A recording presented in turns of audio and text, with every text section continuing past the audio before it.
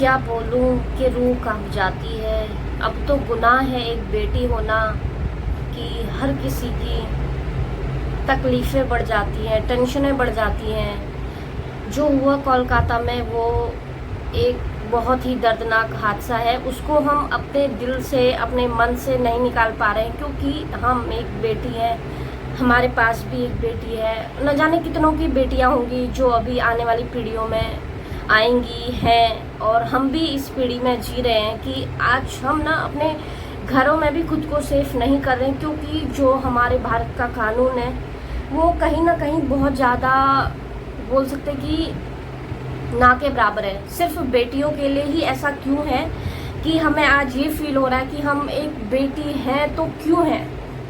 आज किसी और की बेटी मारी जाएगी, हो सकता है कल हमारा नंबर हो या किसी और का नंबर हो, हम जॉब पे जाते हैं, रात को घर आते हैं, कहीं ना कहीं इंसान की मजबूरी होती है। बट हमारे देश का जो कानून है, भारत का जो कानून है, वो बहुत ही गंदा कानून है।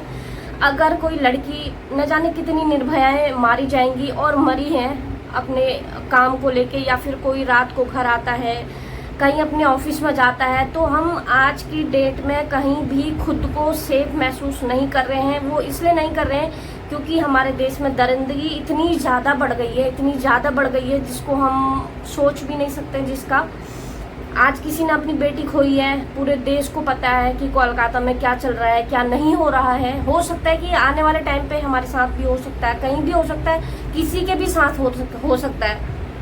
4 दिन चलेगा, फिर वही चीज़ें हो जाएंगी, कानून दब जाएगा, पैसे खिला देंगे लोग, पैसे दे देंगे तो उनके माँ बाप को फोर्स किया जाएगा, पैसे दे दिए जाएंगे, तो कहीं ना कहीं बढ़ गई। जो किसी ने सोचा भी नहीं होगा कि एक हॉस्पिटल में ऐसा हो सकता है, एक लड़की के साथ एक डॉक्टर जो न जाने कितनों को ज़िंदगी देती है, उसके साथ ये चीज़ें हो सकती हैं, एक नहीं है। तो मैं अपने देश के कानून से यही रिक्वेस्ट करूँगी कि आज कितनी निर्भयाएं, 3 साल की बेटियां, 21 साल की, 31 साल की मारी जा रही हैं। वो सिर्फ क्यों मारी जा रही हैं? सिर्फ रेपिस्ट लोग इतने ज़्यादा बढ़ गए हैं क्योंकि इनको इतनी ज़्यादा छूट दे दी है। अगर इन लोगों को इतनी गंदी सजा दी जाती तो शायद हर किसी की रूह कांप जाती कि एक बेटी के साथ हम क्या कर रहे हैं, क्या नहीं कर रहे हैं।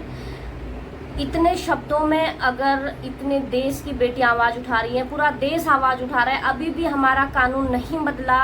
गर्ल्स के लिए अगर कोई, दरिंदों के लिए कोई सख्त कानून नहीं लागू हुआ तो न जाने आगे को कितनी निर्भयाएं मारी जाएंगी और किस किस जगह मारी जाएंगी, कुछ नहीं पता। आजकल हम कहीं पे भी सेफ महसूस नहीं कर रहे हैं खुद को। वो इसलिए नहीं कर रहे क्योंकि हमारे देश का कानून ही सेफ नहीं है। हमारे देश का कानून ही एक गर्ल्स के लिए कुछ नहीं कर पा रहा है। अगर इन लोगों को सजा दी जाती कि इन लोगों का, जो भी ऐसे लोग हैं, इनकी अगर शरीर की एक एक जगह जगह से मांस निकाल के नोचा जाता ना, तो भी इन लोगों के लिए ये सजा कम है। अगर मैं अपने देश के लिए अपने माननीय मोदी जी से रिक्वेस्ट करना चाहूँगी कि आप इस देश का कानून चेंज करिए। एक स्टेट का नहीं, पूरे देश का आप कानून, भारत देश का कानून चेंज कीजिए। हो सकता है कि चीज़ें यहीं पर रुक जाए, न जाने कितनी निर्भया मारी जाएंगी। और आप बहुत कुछ कर सकते हो देश के लिए। आप ही एक ऐसे व्यक्ति हो जो पूरे देश का कानून चेंज कर सकते हो, सिर्फ गर्ल्स के लिए। लोग कहते हैं बेटी बढ़ाओ, बेटी पढ़ाओ, बट कोई फ़ायदा नहीं है। डॉक्टर बना के भी लोग ऐसे मारे जा रहे हैं, तो फिर हम कहाँ अपने बच्चों को, कहाँ अपने बेटियों को भविष्य देंगे? घर के अंदर ही हम रह जाएंगे, घर के अंदर ही हम ऐसे अपने ख्वाहिशों को मार के रह जाएंगे। बट होगा कुछ नहीं। 4 दिन चलेगा, 4 दिन के बाद फिर चीज़ें वहीं ख़त्म हो जाएंगी, फिर कोई दूसरा केस आ जाएगा। क्या बोलूँ, जितना भी बोलना है वो भी कम है। बस लास्ट में यही कहना चाहूँगी कि हमारे देश का कानून चेंज किया जाए। जो भी रेपिस्ट हैं उनको इनकाउंटर किया जाए, उनको उसी समय फांसी की सज़ा दी जाए।